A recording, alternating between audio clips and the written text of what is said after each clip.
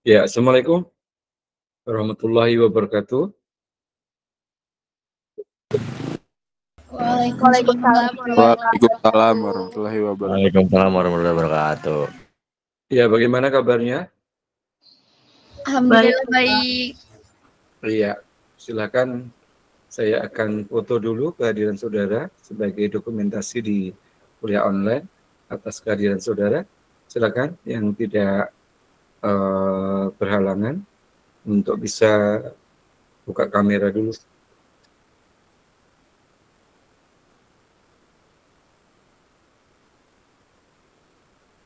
Terima kasih yang sudah dibuka kameranya.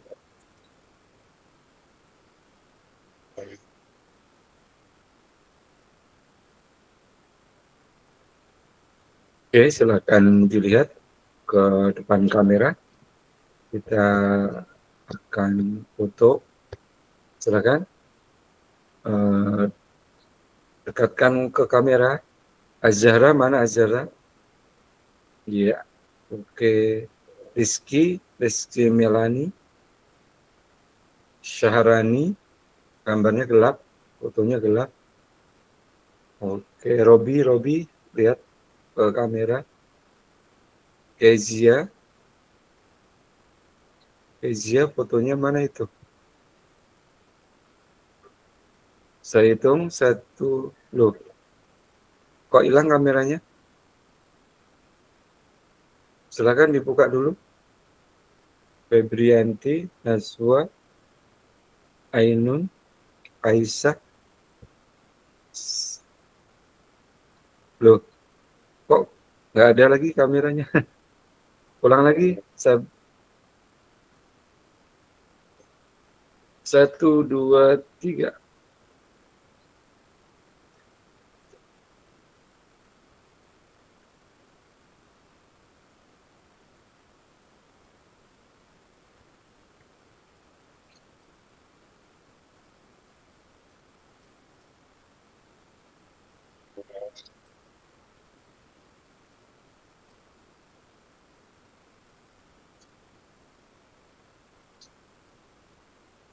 Oke, saudara sekalian yang berbahagia, alhamdulillah pada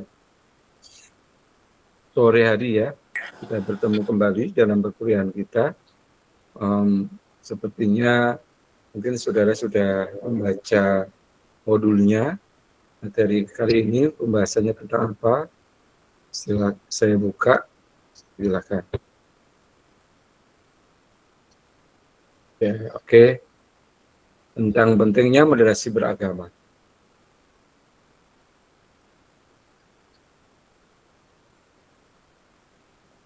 Dengan mempelajari materi ini diharapkan mahasiswa mampu dan memahami tentang salah satu solusi dalam menghadapi radikalisme, yaitu dengan adanya moderasi beragama. Masyarakat Indonesia dalam Negara Kesatuan Republik Indonesia memiliki keragaman, mencakup beraneka ragam etnis, bahasa, agama, budaya, dan status sosial.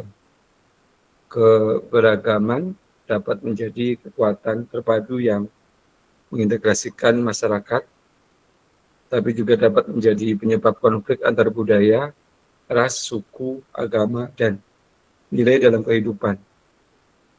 Keanekaragaman budaya multikultur adalah perilaku budaya yang ditimbulkan oleh persinggungan berbagai budaya dan interaksi berbagai individu dan kelompok, serta peristiwa dalam alam dengan gaya hidup yang berbeda dan spesifik.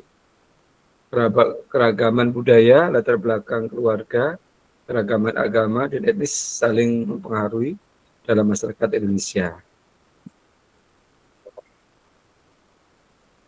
Mukliana mengatakan dalam pertukaran horizontal antar komunitas, konflik antar suku masih terjadi di beberapa daerah, mulai dari stereotip dan prasangka dan diskriminasi antar suku hingga konflik terbuka dan pembantaian antar suku yang memakan korban jiwa. Persaingan antar suku tidak hanya terjadi di masyarakat, tetapi juga antar elit politik, bahkan ulama untuk menduduki tempat di berbagai institusi. Dalam masyarakat multikultural, interaksi sama manusia cukup tinggi intensitasnya, sehingga kemampuan sosial warga masyarakat dalam berinteraksi antara manusia perlu dimiliki setiap anggota masyarakat. Kemampuan tersebut menurut Curtis mencakup 3 wilayah, yaitu affiliation, kerjasama, cooperation and resolution conflict, kerjasama dan penyelesaian konflik, witness, care and affection, empatik, skill, keramahan, perhatian, dan kasih sayang. Curtis 1988. Perbedaan suku, agama, bahasa, dan keragaman nilai dalam kehidupan di Indonesia seringkali menimbulkan berbagai konflik, merebaknya kekerasan antar kelompok secara sporadis di berbagai wilayah Indonesia telah menimbulkan konflik sosial yang menunjukkan betapa rapuhnya rasa persatuan yang terjalin dalam negara bangsa Indonesia.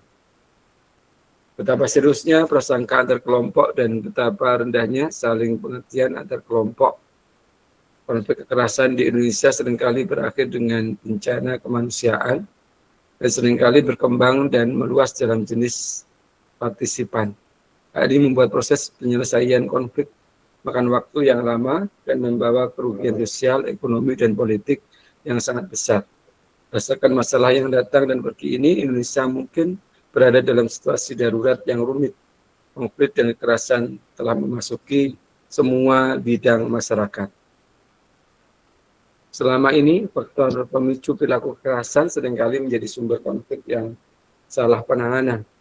Konflik adalah sumber kekerasan karena di balik setiap bentuk kekerasan terdapat konflik yang belum diselesaikan. Konflik telah mencapai tingkat kekerasan yang dapat ditentukan karena konflik tidak ditangani dengan baik atau diabaikan. Sutanto 2005, budaya kekerasan menitik beratkan pada konsep konflik sebagai sabotase. Konflik dipandang sebagai perjuangan antara yang baik dan yang jahat, hitam dan putih, menang dan kalah, untung dan rugi. Jika perbedaan konflik dipandang negatif dan diselesaikan secara kompetitif, maka konflik dapat dianggap sebagai penyebab kekerasan yang wajar. Oleh karena itu, perlu kita kerja keras untuk menangani konflik secara lebih serius guna menciptakan perdamaian sosial. Dalam konteks sosial, beberapa kontrol terhadap perilaku yang bertentangan ditegakkan secara ketat oleh ya Allah. Masya Allah, ngantuk saya jadinya. Oleh karena itu, perlu kerja keras. Oke, saya minta relawan dulu deh untuk dibaca. Siapa ya relawan? Untuk bisa membaca, membantu saya nih. Ayo, silakan. Ada yang mau tanpa harus ditunjuk? Oleh karena itu. Saya, Pak. Ya, silakan, Neng. Ya, Neng Sabrina. Ya, betul. Silakan, Neng. Baca, Neng. Oleh karena itu, perlu kerja keras untuk menangani konflik secara lebih serius, guna menciptakan perdamaian sosial. Dalam konteks sosial, beberapa kontrol terhadap perilaku yang bertentangan ditegakkan secara ketat, tetapi beberapa mengembangkan metode pendidikan. Misalnya, pendidikan. 3 metode pendidikan biasanya digunakan untuk menyelesaikan konflik siswa, yaitu 1. Pendidikan perdamaian yang dikombinasikan dengan kurikulum sekolah. 2. Latihan resolusi konflik yang konstruktif. Dan 3. Mediasi dan negosiasi teman sebaya. Model resolusi konflik yang efektif antara lain meningkatkan pemahaman siswa tentang solusi resolusi konflik yang efektif antara lain meningkatkan pemahaman siswa, yang terkonstruktif, lebih pro-sosial, dan mampu menghindari menjadi korban kekerasan. Bagi penyuluh agama sebagai pelayan publik, fenomena keragaman budaya menuntut mereka untuk memahami pengetahuan dan kesadaran multikulturalisme, sehingga mampu menghadapi perbedaan, betapapun berbedanya kelompok sasaran. Penyuluh perlu meningkatkan meningkatkan kesadarannya memahami sepenuhnya keragaman budaya dan memahami bentuk-bentuk diskriminasi, stereotip, dan rasisme yang sering terjadi dalam kehidupan masyarakat. Dalam masyarakat multikultural, promotor diharapkan menjadi agen perubahan dan ahli dalam mengatasi konflik dan berkonsultasi dengan pihak terkait untuk meningkatkan keharmonisan kelompok sasaran. Dengan semakin meningkatnya tuntutan pelayan publik dari berbagai kelompok masyarakat, maka cakupan pelayanan yang dihadapi penyuluh semakin luas. Oleh karena itu, multikulturalisme perlu dipahami agar dapat berperan lebih besar dan dalam pelayanan publik. Berdasarkan latar belakang tersebut, maka fokus kajian esai ini adalah kesadaran dan pemahaman tentang keragaman budaya dan moderasi beragam pada masyarakat Indonesia yang multikultur.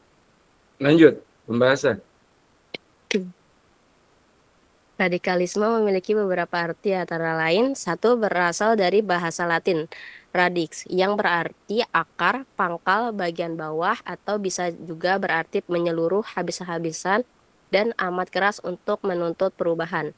Menurut The Concise Oxford Dictionary 1987, radikal memiliki arti akar, sumber, atau asal mula. 3. Sedangkan menurut Kamus Besar Bahasa Indonesia, radikalisme adalah paham atau aliran yang radikal dalam politik.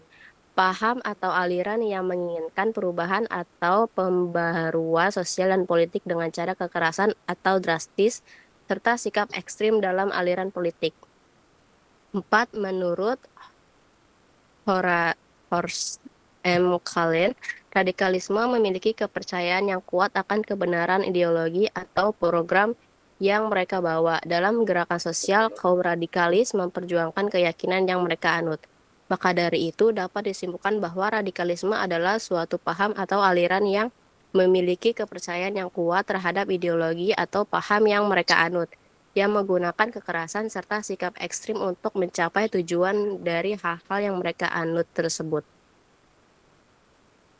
Tentunya, gerakan radikalisme ini bukanlah gerakan yang muncul dengan begitu saja, tetapi muncul karena adanya suatu latar belakang yang disebabkan oleh faktor-faktor tertentu, diantaranya satu, faktor kultural. Faktor ini terjadi karena di dalam masyarakat sering ditemukan usaha-usaha untuk melepaskan diri dari jejaring kebudayaan tertentu yang tidak dianggap sesuai. 2. Faktor kebijakan pemerintah. Radikalisme umumnya terjadi akibat ketidakmampuan pemerintah untuk bertindak dalam memperbaiki situasi ataupun keadaan akibat berkembangnya kemarahan serta frustasi sekelompok orang yang terjadi akibat dominasi, baik itu ideologi, militer, maupun ekonomi oleh negara-negara besar. 3. Faktor sosial dan politik. Adanya pandangan yang salah tentang suatu kelompok yang dianggap sebagai kelompok radikal. Konflik-konflik yang ditimbulkan oleh kalangan radikal menggunakan cara kekerasan dalam menentang serta membenturkan kelompoknya dengan kelompok lain. Dalam hal ini, kaum radikal menganggap bahwa kelompok tersebut tidak diuntukkan oleh sejarah sehingga menimbulkan perlawanan terhadap kekuasaan yang mendominasi kelompok itu. Umumnya dengan menggunakan bahasa serta simbol tertentu untuk mencoba menyentuh emosi dari sebagian publik untuk ikut dalam perlawanannya. Terima kasih Sabrina Mutia Sama-sama, Elaida. Pak. Semoga diberikan kesehatan, kemudahan, kelancaran. Oke, lanjutnya. Siapa relawannya? Setelah Sabrina. Biar gantian. Oke. Ya, Sekar. Silakan Sekar. Anissa Sekar Kedaton. Ya, silakan Sekar. Tolong dibaca.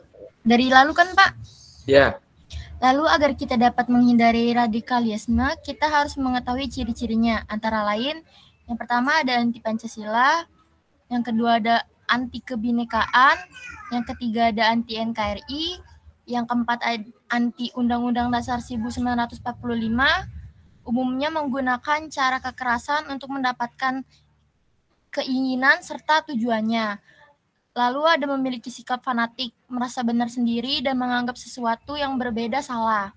Lalu yang terakhir ada bersikap intoleran terhadap sesuatu yang berbeda dari paham atau keyakinan orang lain.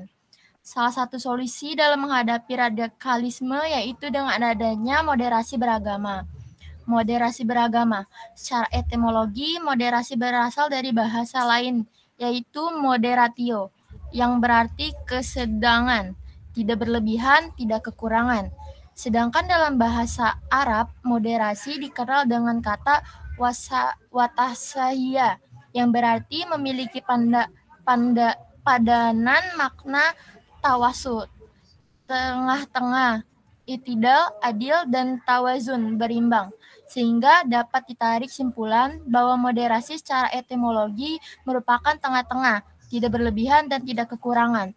Secara terminologi, moderasi memiliki arti sikap beragama yang seimbang antara pengamalan agama sendiri, eksklusif, dan penghormatan praktik agama lain yang berbeda kepercayaan, inklusif, yaitu dengan mengurangi kekerasan atau menghindari keekstriman dalam praktik beragam. Secara histori, moderasi merupakan budaya keagamaan plural dan multikultural yang dimana sesuai Pancasila yang menyandingkan budaya, bernegara, dan agama. Menurut Quraish Shihab, dalam moderasi beragama memiliki pilar-pilar penting dalam mengimplementasikannya, yaitu sebagai berikut. Yang pertama ada keadilan, persamaan hak untuk berjalan lurus dan sikapnya selalu menggunakan ukuran yang sama, bukan ukuran ganda. Yang kedua ada keseimbangan, terdapat keberagaman bagi bagian dengan tujuan tertentu dengan syarat dan kadar tertentu terpenuhi oleh setiap bagian. Yang ketiga ada toleransi, sikap memberi ruang dan tidak mengganggu hak orang lain untuk mengekspresikan keyakinannya dan mengeluarkan pendapat walaupun berbeda dengan apa yang kita yakini. Kemudian, moderasi beragama memiliki macam-macam bentuk yang terbagi menjadi 3, yaitu yang pertama ada moderasi pikiran, kemampuan memadukan antara teks dan konteks. Yang kedua ada moderasi gerakan, mengajak pada kebaikan dan menjauhkan diri dari kemunkaran yang dilandasi dengan prinsip perbaikan dan dengan cara yang baik pula. Yang ketiga ada moderasi perbuatan, penguatan relasi antara agama, tradisi, dan kebudayaan masyarakat setempat yang menimbulkan dialog dan menghasilkan kebudayaan baru.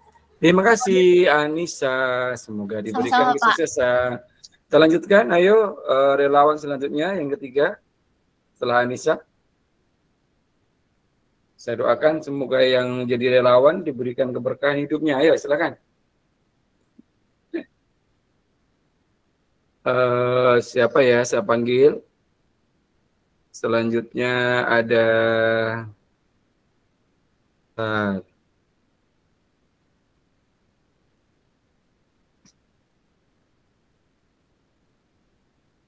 Agnes,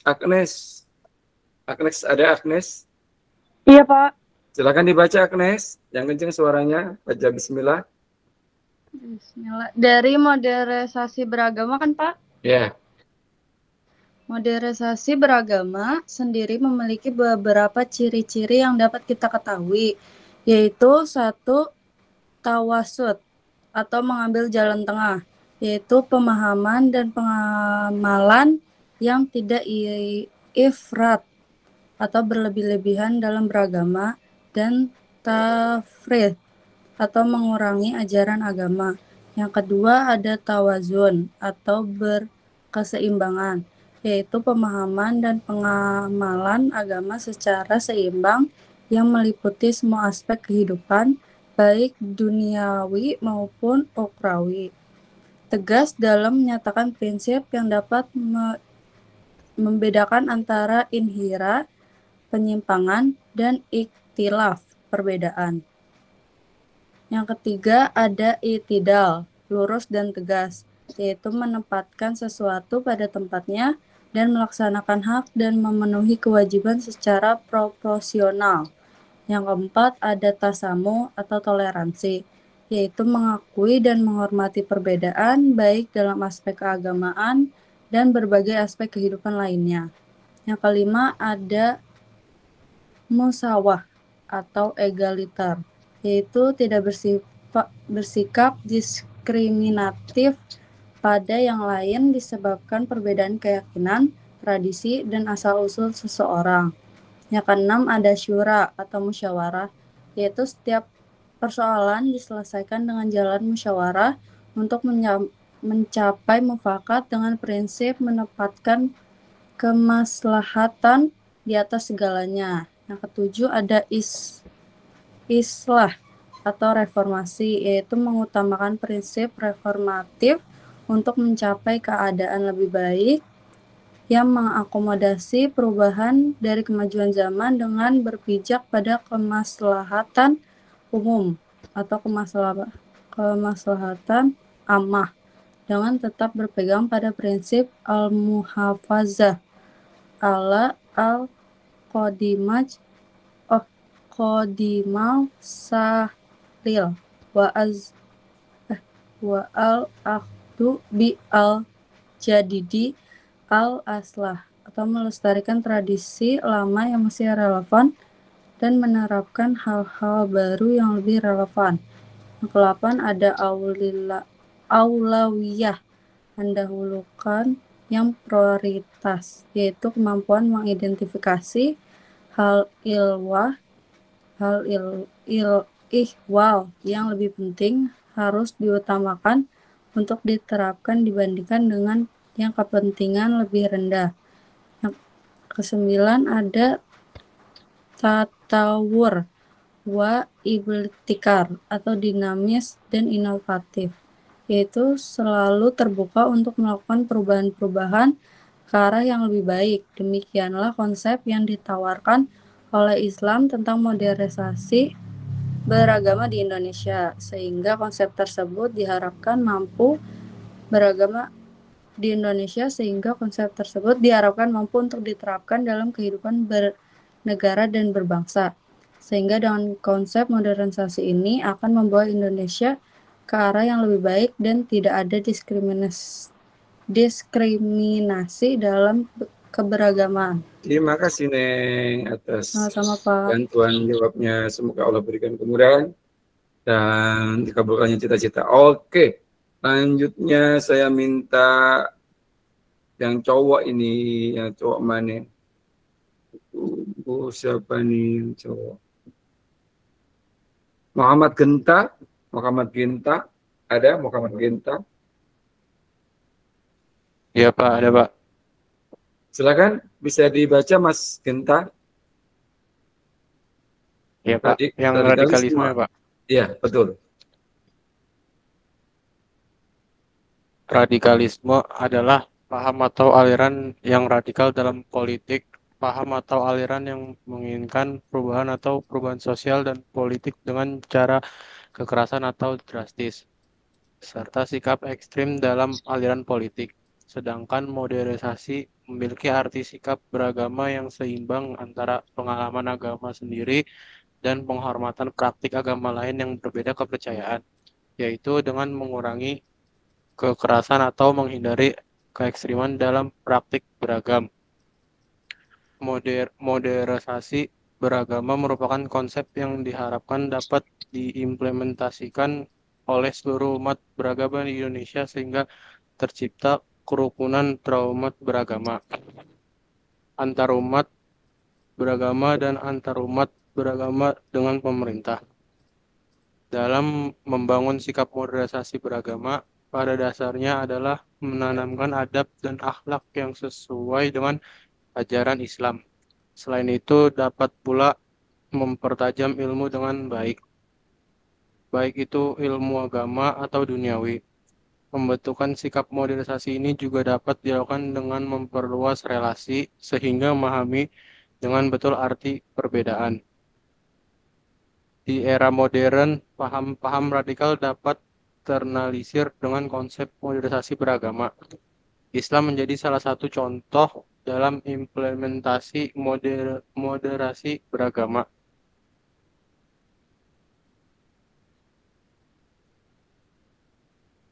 Terus Islam menjadi salah satu contoh menjadi beragama menjadi jalan tengah sekaligus sebagai solusi agar tidak terjadi paham yang radikal bahkan intoleran. Saling hormat dan menghormati antar agama menjadi kunci agar tidak terjadi sekat dan perbedaan sekaligus sebagai identitas yang harus dimiliki antar umat beragama. Oke, terima kasih ya Mas. Semoga diberikan Ya, Pak. kemudahan dalam segala urusannya. Amin. Oke, saudara sekalian, materi sudah disampaikan untuk modulnya. Adakah mungkin yang ingin saudara tanyakan sebelum saya lanjut untuk materi PPT-nya? Silakan. Kalau ada yang ingin ditanyakan. Jadi intinya bagaimana tuh moderasi beragama? Adalah bagaimana sikap yang toleran, tidak merasa menang sendiri, tidak merasa paling hebat sendiri, gitu ya. Sikap saling ta'awun, yang artinya membantu, kemudian tasamuh, tawazun, toleransi dan sebagainya. Itu adalah yang harus selalu dimiliki oleh bangsa ini, dimiliki oleh anak bangsa ini dalam menjalankan tugasnya dalam kehidupan kita sehari-hari. Oke, kita lanjutkan materinya kalau tidak ada pertanyaan pada modulnya sekarang. Untuk template-nya ya.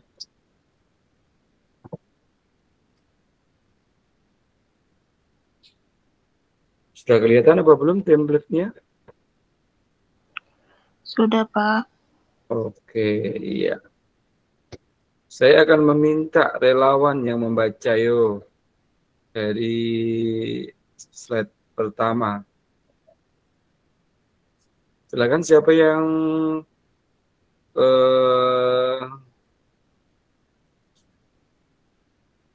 ingin membantu saya untuk bisa membaca materi ini. Mulai dari sini, silakan. Yuk. Kalau tidak, saya tunjuk ada Miftahul Jannah. Ya, silakan Miftahul. Oke, baik. Undang-Undang 1945. Atas dulu dasar hukum. Oh, dasar hukum. Ya. Dasar hukum yang pertama ada Undang-Undang 1945 di mana negara menjamin kemerdekaan tiap-tiap penduduk untuk memeluk agamanya masing-masing dan beribadat menurut agamanya dan kepercayaannya itu.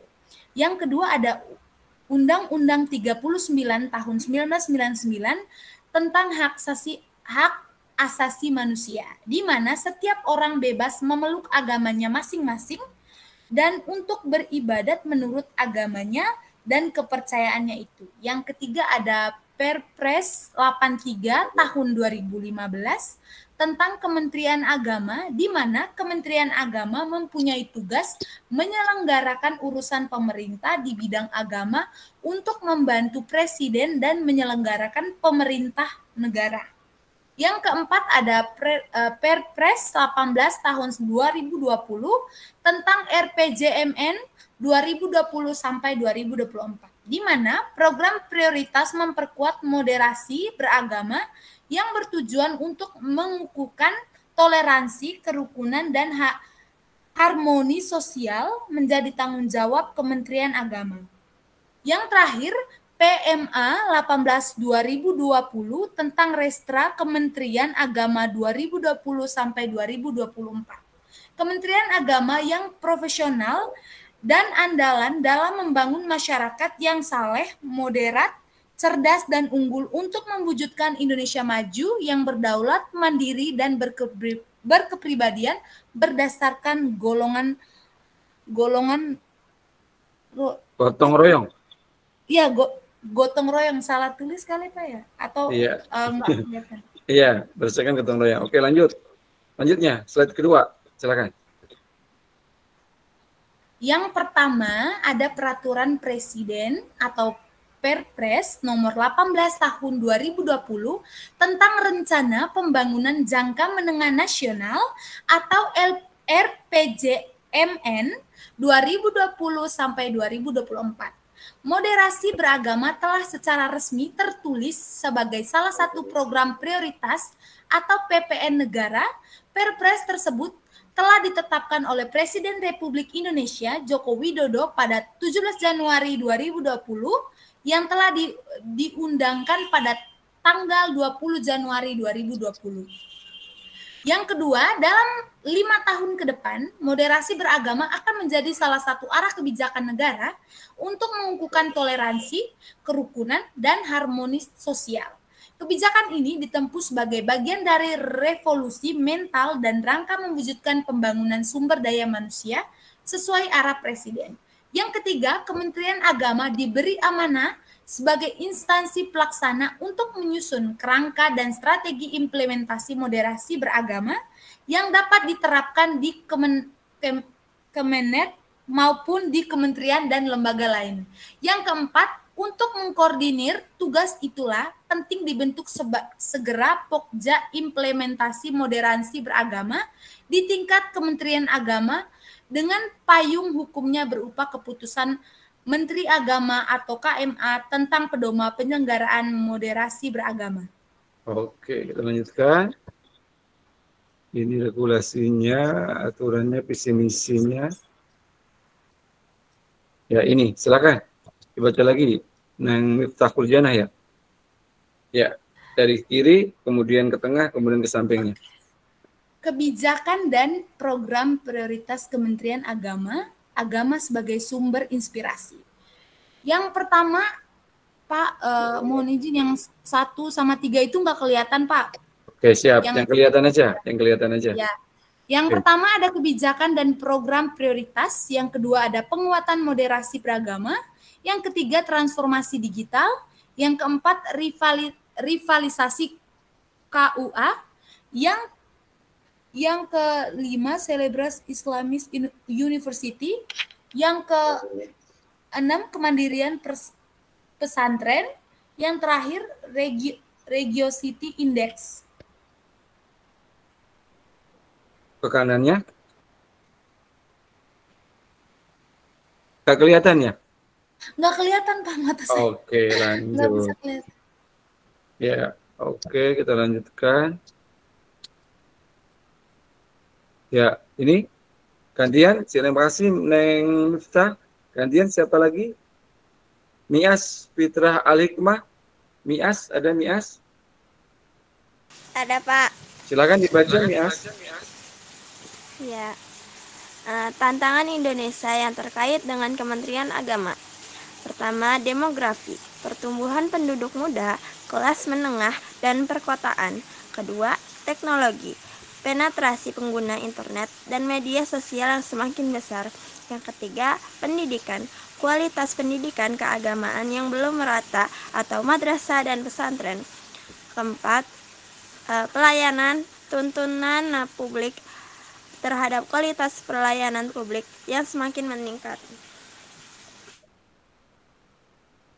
Oke, sudah selesai? Sudah, Pak.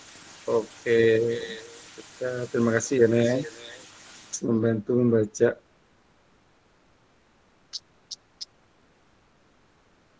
Kita lanjutkan.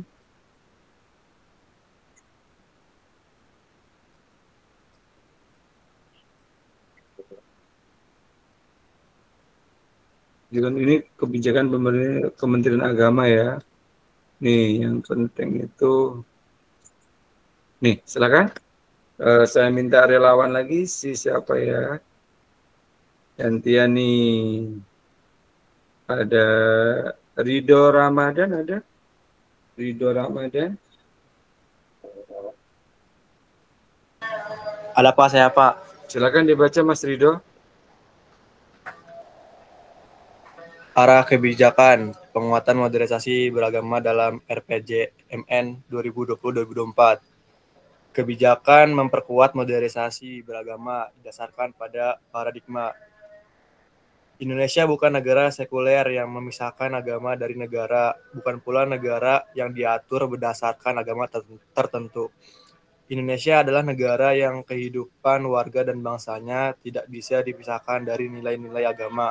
Karenanya, negara memfasilitasi kebutuhan kehidupan keagamaan warganya sesuai amanah konstitusi. Negara memposisikan diri in between, Tidak boleh terlalu jauh campur tangan, tapi juga tidak boleh terlalu jauh lepas tangan. Negara berlandaskan dan berorientasi pada nilai-nilai agama, yaitu terwujudnya kemaslahatan bersama menuju kedamaian dan kebahagiaan. Penguatan cara pandang sikap dan praktik beragama, jalan tengah. Penguatan harmonisasi dan kerukunan umat beragama, penyelarasan relasi agama dan budaya, peningkatan kualitas pelayanan kehidupan beragama, pengembangan ekonomi dan sumber daya keagamaan, memperkuat modernisasi beragama. Udah, Pak. Oke, terima kasih ya, Mas. Kita lanjut. Iya.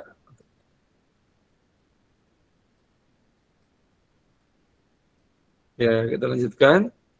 Relawan selanjutnya ada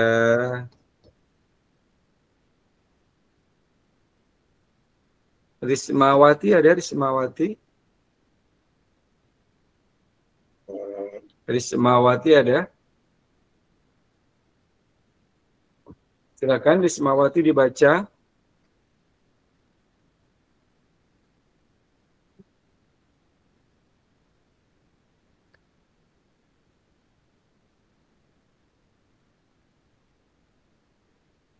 Halo, Rismawati ada?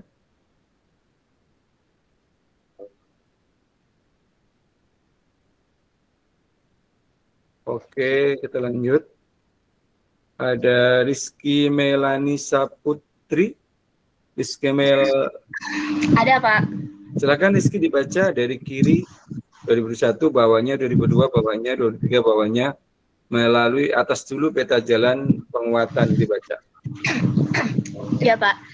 Peta jalan penguatan moderasi beragama pada Kementerian Agama 2021. Penguatan perspektif moderasi beragama dalam institusi.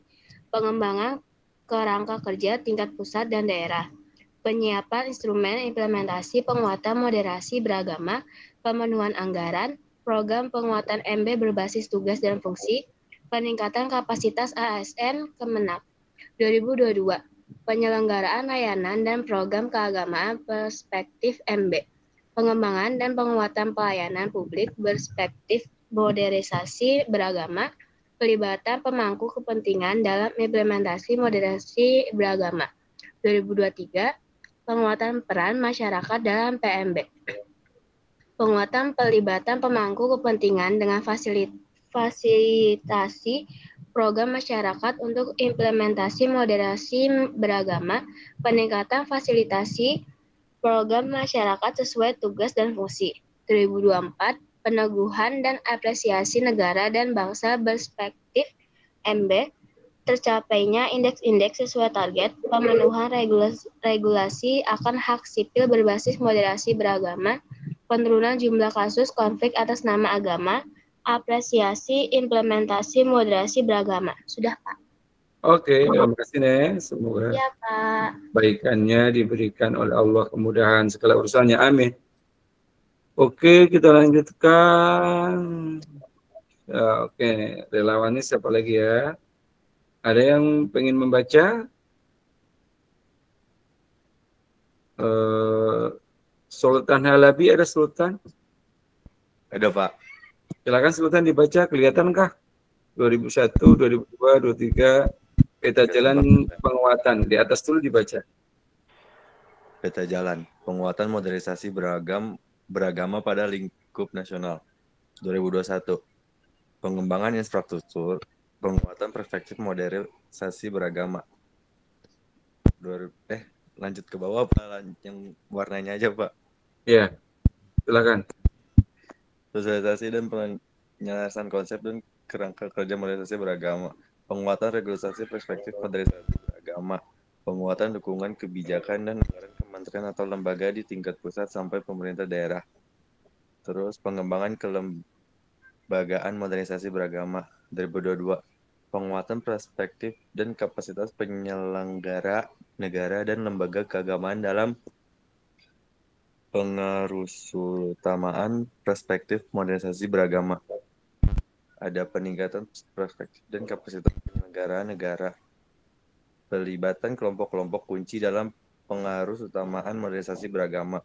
3. Kajian awal program pengarusutamaan modernisasi beragama pada target utama RPJMN 2023. Pengarusutamaan perspektif modernisasi beragama dalam kehidupan keberagaman Indonesia di semua ini. 1. Implementasi penguatan modernisasi beragama oleh penyelenggara negara. 2. Peningkatan perlibatan tokoh publik dan organisasi berpengaruh dalam penguatan modernisasi beragama. 3. Kebijakan afirmasi penguatan modernisasi beragama. Lalu 2024 peneguhan kerukunan umat beragama dan kehidupan keberagaman perspektif modernisasi beragama. 1. Tercapai indeks KUB, indeks kesalehatan umat beragama, dan indeks penerimaan umat beragama atas keragaman budaya. 2. Rekognisi dan afirmasi kepada pelaku modernisasi beragama. 3. Tercapainya target rumah ibadah sebagai pusat syiar agama yang toleran. 4. Perspektif modernisasi beragama menjadi perspektif utama dalam dunia pendidikan. 5. Media massa menjadi agen penguatan modernisasi beragama. Iya, terima kasih Mas sudah memberikan bantuan untuk bisa membantu membaca dengan baik. Ya, oke. Kita lanjutkan bicara tentang ini, implementasi modernisasi beragama. Siapa yang belum membaca?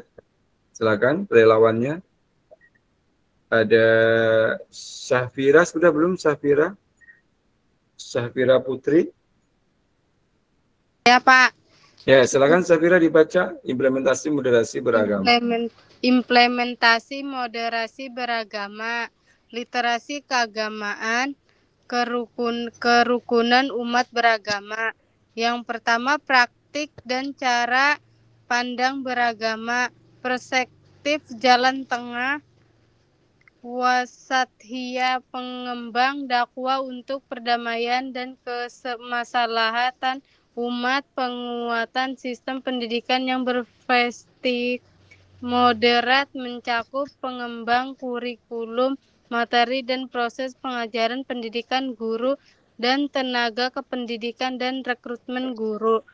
Yang ketiga, pengelolaan rumah ibadah sebagai pusat syiar agama yang toleran dan pemanfaatan ruang publik untuk pertukaran ide dan gagasan di kalangan pelajar mahasiswa dan pemuda lintas budaya, lintas agama, dan lintas suku bangsa. Harmoni dan kerukunan, pelindungan umat beragama untuk menjamin hak-hak sipil dan beragama, penguatan peran lembaga agama, organisasi sosial keagamaan, tokoh agama, tokoh masyarakat sebagai perekat persatuan dan kesatuan bangsa, dan solidaritas sosial, toleransi, dan gotong royong.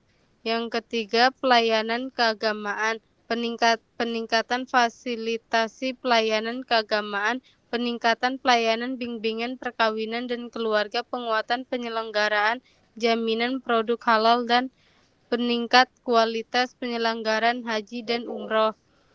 Yang keempat, pemberdayaan ekonomi umat, pemberdayaan dana sosial keagamaan, pengembangan kelembangan ekonomi umat, dan pengelolaan dana haji secara profesional dan transparan dan akuntabel.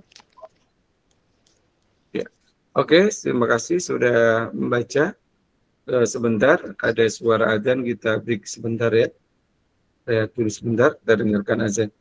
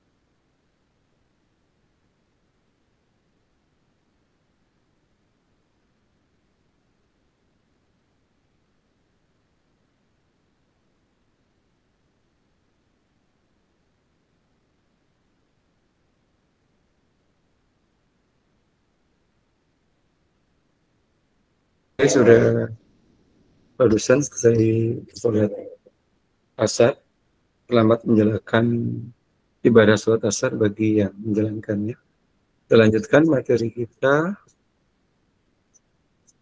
Ya, oke. Ya, silakan Pak relawan lagi yang belum baca, ada siapa? Saharani sudah baca ya, Saharani? Saharani Novalia. Sudah baca belum? Belum, Pak. Silakan Saharani. Modernisasi beragama. Moderasi. Moderasi, oh ya, maaf Pak. Yang pertama itu agama. Materi moderasi agama, bimbingan perkawinan, bimbingan moderasi tokoh agama, sertifikasi penceramah, dialog antar atau intern umat, konteks informasi digital, penguatan literasi, panduan ceramah, manasik haji, gerakan produk halal, evaluasi dan pengawasan sistem jaminan produk halal. Lalu ada pendidikan, regulasi pengaruh utamaan moderasi agama, kurikulum, penyampaian instruktur nasional, pembentukan komunitas, sinergisitas implementasi lintas H atau L, dan lembaga pendidikan, diseminasi di PTK, wawasan kebangsaan dan pendidik, dan moderasi bagi pendidik dan peserta didik, rumah moderasi pada PTK, bina kawasan 3T, peningkatan literasi moderasi melalui pendidikan, Litbang dan Diklat. Diklat moderasi, diklat kerukunan, riset kerukunan, penerjemah buku moderasi ke bahasa Arab dan Inggris, sistem deteksi dini konflik KUB, pengawasan, audit tujuan tertentu kasus radikalisme dan kebencian, whistleblower sistem pencegahan dan tindak lanjut kasus korupsi, Humas penindakan pelanggaran. Nah, yang tadi itu faktor internal. Nah, eksternalnya itu ada lintas sektor, Kemendikbud atau pendidikan agama pada pendidikan usia dini, dasar, menengah, dan tinggi, penyelarasan agama dan budaya. Terus ada TNI atau Pertahanan, TMMD, BPNT, deradikalisasi terorisme, lalu ada Kemdagri, pelembagaan moderasi di Pemda. Terus ada juga dukungan manajemen, perencanaan berbasis moderasi, seleksi CPNS dan PPPK, bermuatan moderasi, seleksi JPT, peningkatan wawasan ASN, regulasi pencegahan radikalisme dan kebencian, promosi moderasi LN, peningkatan kualitas layanan, peningkatan transparansi, dan akuntabilitas kinerja dan keuangan. Iya, terima kasih ya Neng, sudah membantu baca. Ternyata kita harus sering latihan membaca nih biar lancar. Oke, lanjutnya yang belum membaca ada Sindu Wiranata. Ada Sindu? Silakan Sindu untuk membantu membaca.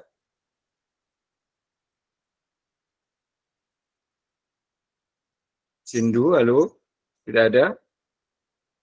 Kemudian Sabrina Fadilah.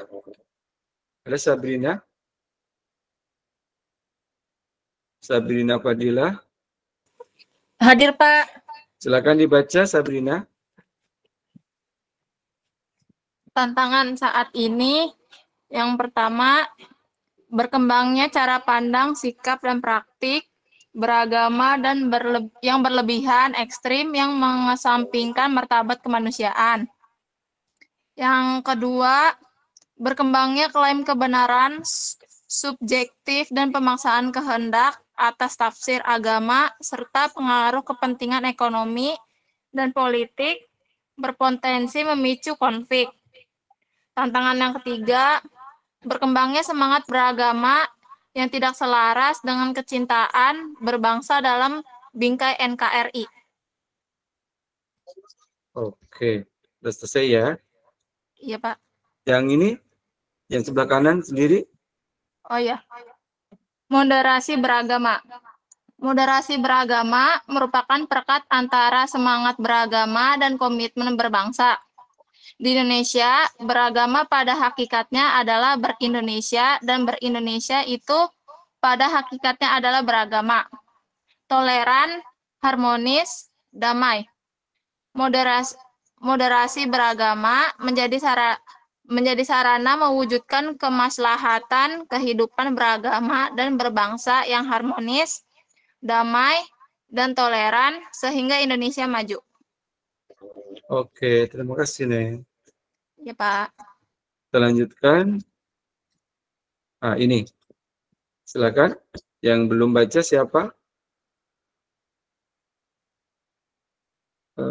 Rizky Melani Saputri udah ya, Rizky? Rizky Melani udah?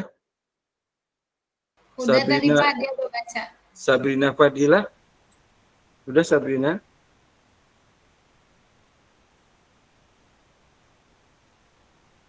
Sabrina?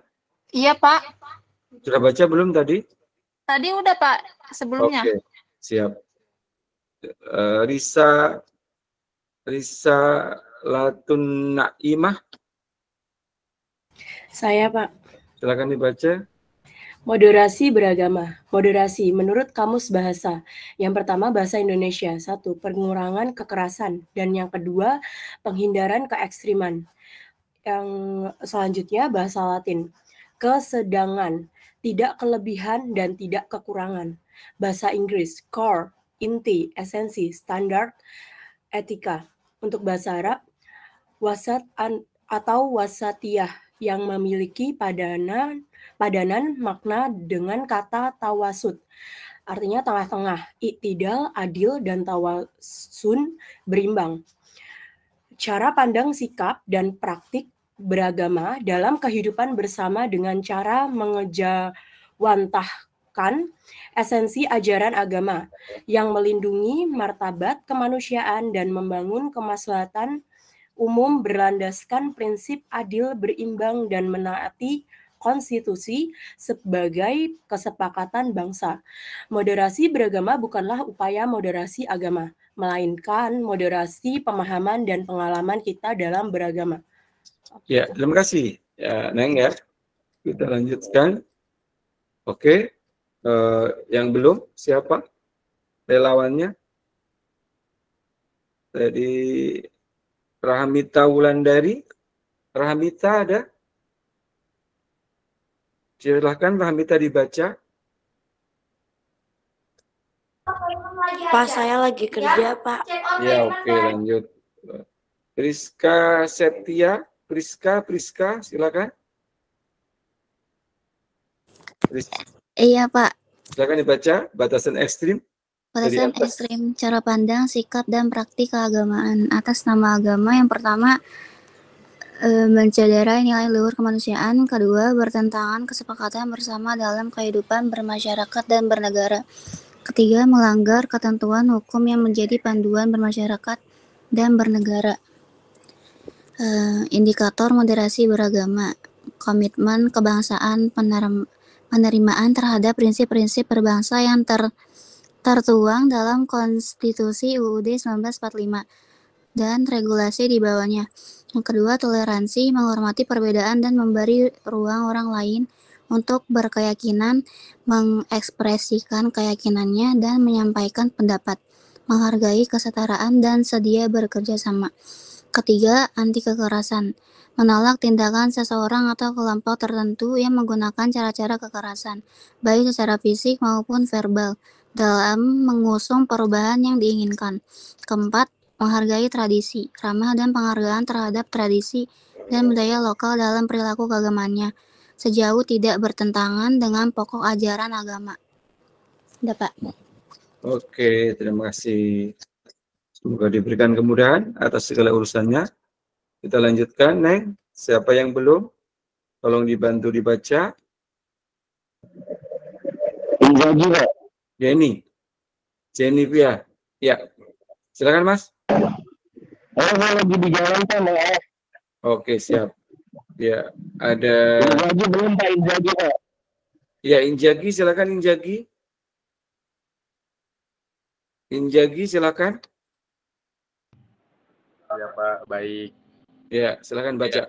Pelan-pelan. Pelan-pelan. Sistem penguatan moderasi beragama. Betul ya Pak? Ya. Moderasi beragama dipengaruhi oleh berbagai faktor yang saling bertautan. Setiap faktor berinteraksi dan saling mempengaruhi sehingga membentuk sebuah sistem yang kompleks. Penguatan moderasi beragama perlu dilakukan secara holistik dan komprehensif dengan pendekatan sinergitas kerjasama. Yang pertama ini ada masyarakat. Masyarakat ini adanya praktik keberagamaan, budaya, keluarga, keterlibatan, kepeloporan, perempuan, dan anak muda. Kemudian ada pendidikan.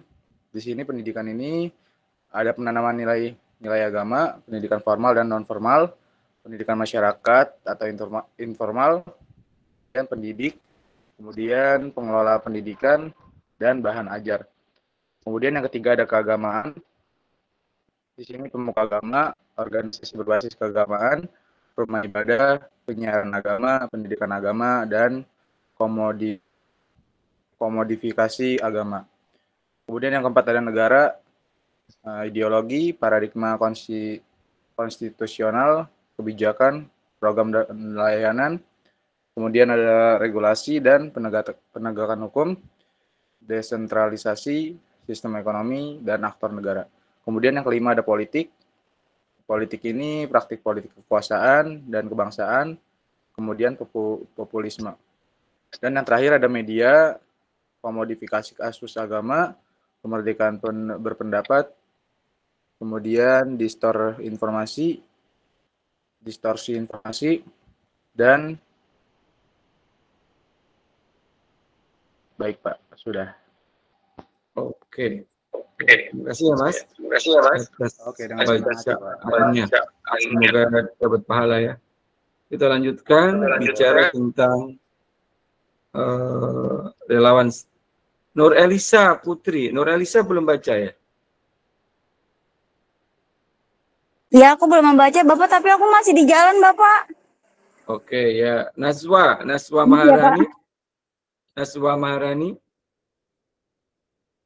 Maharani. Silakan Naswa. Baik, Pak. Ya, silakan.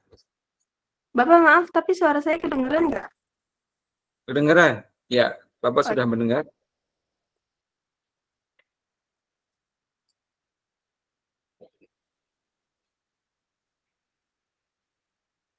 Kelompok strategis. Kedengeran? Penguatan. Ya, silakan. Kelompok strategis. Penguatan modernisasi beragama. Terdapat 7 kelompok yang memiliki peran strategis dalam kehidupan berbangsa di Indonesia. Penguatan moderasi beragama pada ketujuh kelompok ini akan mempercepat pengarusutamaan modernisasi beragama di Indonesia.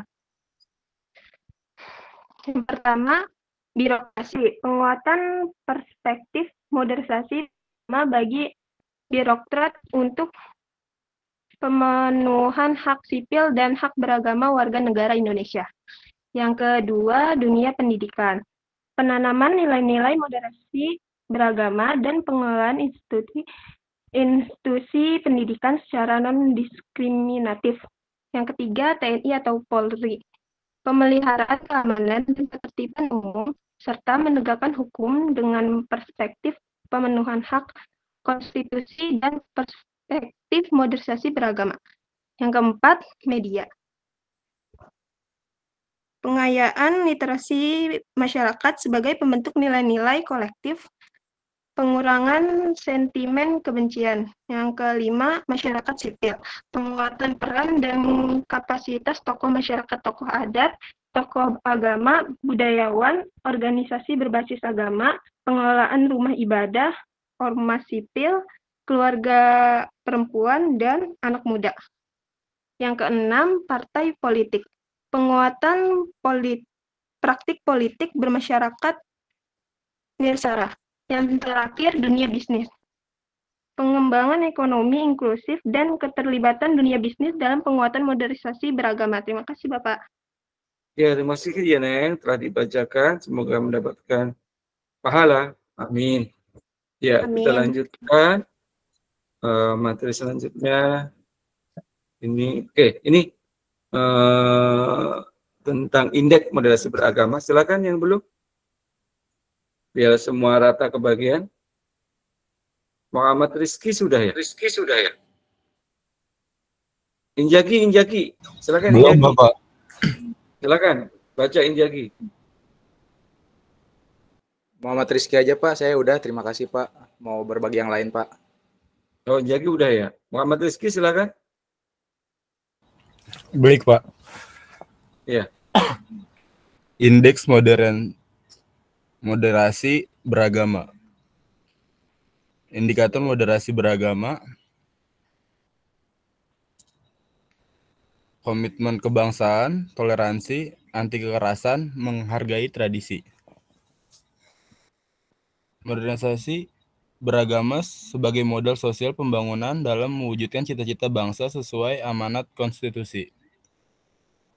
Kata kunci modernisasi beragama, yang pertama kemanusiaan, kemaslahatan umum, ketiga adil, keempat berimbang, 5 taat, 6 komitmen kebangsaan, 7 toleransi, 8 anti kekerasan, dan penghormatan terhadap tradisi.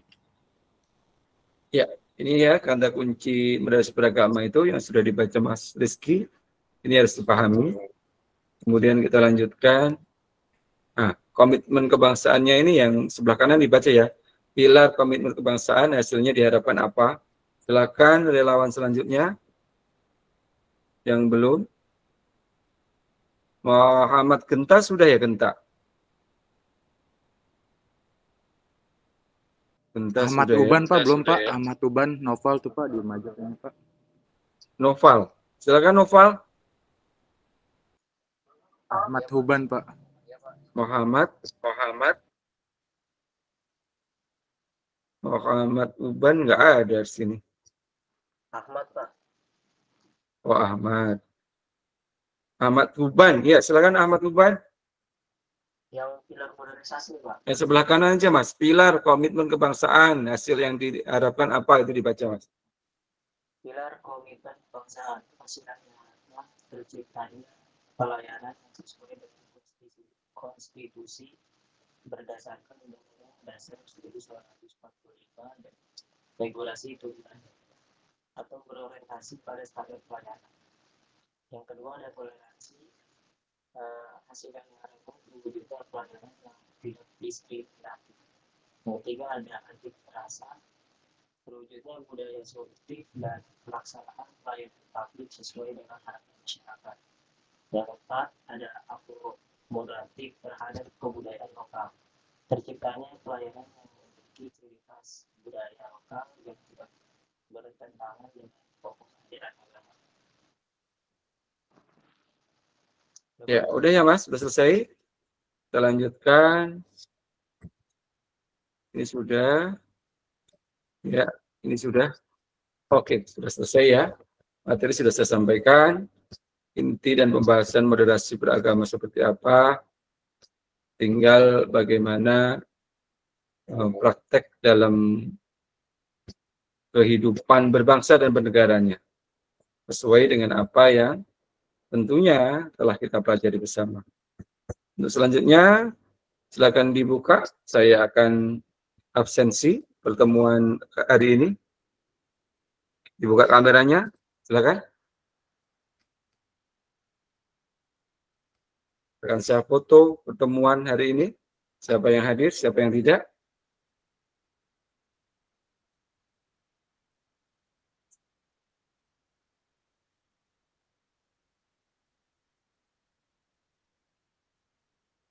Silakan. Saudara suka lihat enggak foto-foto ini saya share di Kulon? Lihat, Pak. Ya, makanya action yang cantik, yang ganteng, yang tampan biar terlihat. Nanti bisa dilihat oleh rektor. Oke, saya hitung. 1, 2, 3.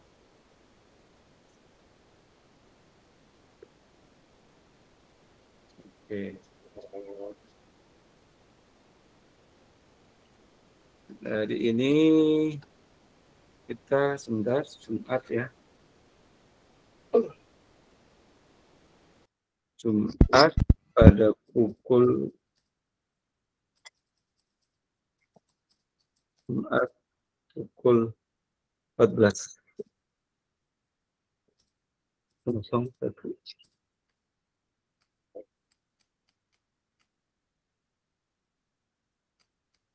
Oke, saya absen, dilihat absensinya, kehadirannya.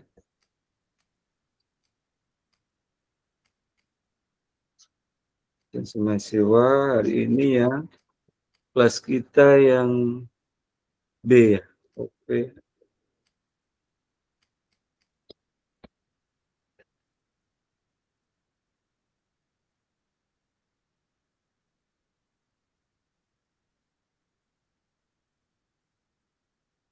P352.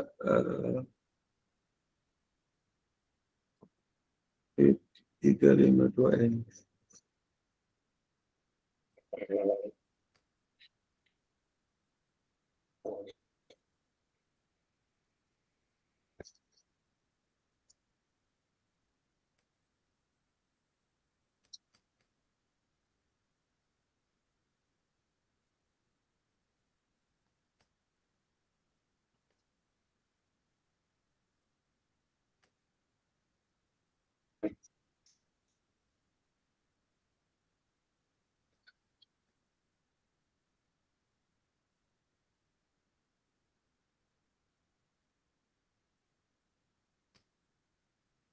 Oke, saya absen.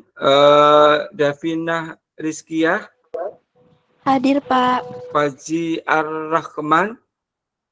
Hadir, Pak. Anissa Afra Dwi Rahma. Hadir, Pak. Elsa Rahmalia. Hadir, Pak. Andri Erlangga.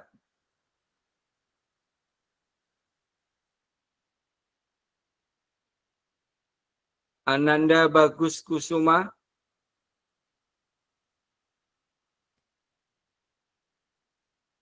Rahmita Wulandari. Hadir, Pak. Sahrani Novalia. Hadir, Pak. Jara Aurelia. Hadir, Pak. M. Naufal Hamam.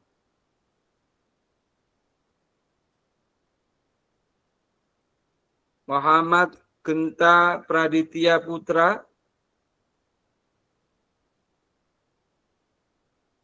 Farel Putra Laksono. Hadir, Pak. Agnes Eka Sari. Hadir, Pak. Intan Siti Maharani. Hadir, Pak. Naufal Ikhlas Sudrajat. Rismawati. Hadir, Pak. Cynthia Mutiara Putri. Hadir, Pak. Bunga Laura Gustina Putri.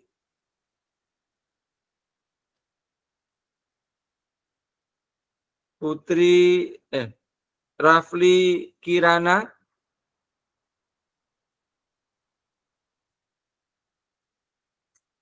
Saskia Roncandani. Hadir, Pak. Sabrina Mutia Aleida. Hadir, Pak. Hadir. Tirta Huljana. Hadir, Pak. Risalatun Naimah. Hadir, Pak. Safira Putri. Hadir, hadir, hadir. Ridho Ramadan. Hadir, Pak. Sindu Wiranata Priyanto. Hadir, Pak. Rizka Septia. Hadir, Pak. Febrianti Nurul Falah. Hadir, Pak. Usri Asis Hamzah. Hadir, Pak. Inzaghi Arsendi Fahrezi. Hadir Pak, hadir. Yantika Dia Agustina. Hadir Pak. Rizky Melani Saputri Ramadan. Hadir Bapak. Mias Fitra Al-Hikmah. Hadir Pak. Naswa Zalia Faiza. Hadir Bapak. Kartina Vidianti. Hadir Pak. Azahra Tri Febi Nengtias.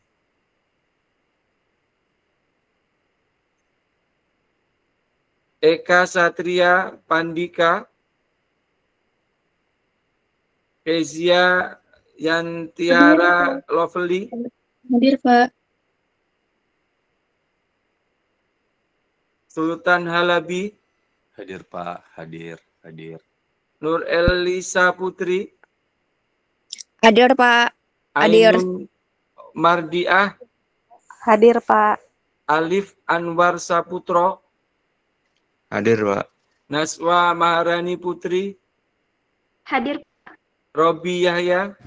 Hadir Pak. Muhammad Rizki. Hadir Pak. Sena Husena. Hadir Pak. Aulia Lestari. Hadir Pak. Sabrina Fadilah Nur Rahmat. Hadir Pak. Ahmad Huban Naufal.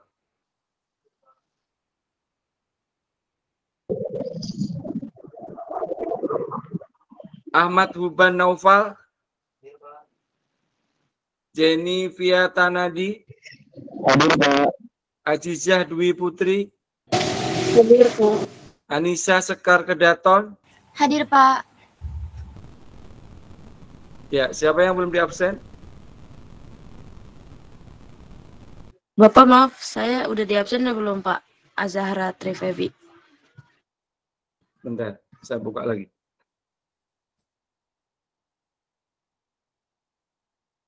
Andri Erlangga, Ananda Bagus, M. Naufal Hamam, Muhammad Genta. Saya hadir Naufal. Pak. Muhammad Genta. Iya.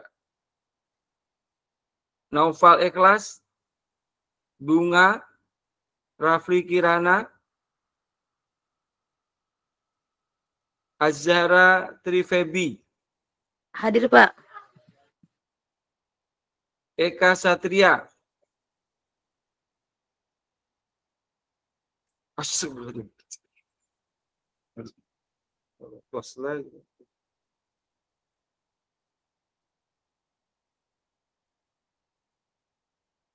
Mana sih?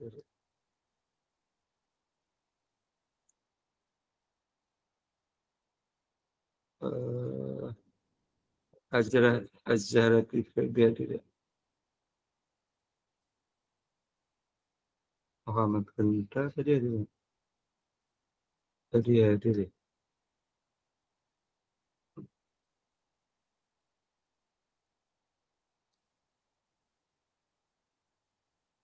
Ya, oke, saudara sekalian yang berbahagia. Alhamdulillah kita sudah menyelesaikan perkuliahan kita. Dan terima kasih atas kehadirannya. Semoga kita ketemu pada pekan depan dalam ujian UTS. Nanti ada kisi-kisi yang bisa saya sampaikan di Google Chat. Terima kasih. Kita tutup dengan wajah hamdalah. Alhamdulillahirrabbilalamin. Dan Assalamualaikum warahmatullahi wabarakatuh. Selamat istirahat. Waalaikumsalam. Terima kasih Bapak. Ya, sama-sama. Terima kasih Bapak. Sama-sama.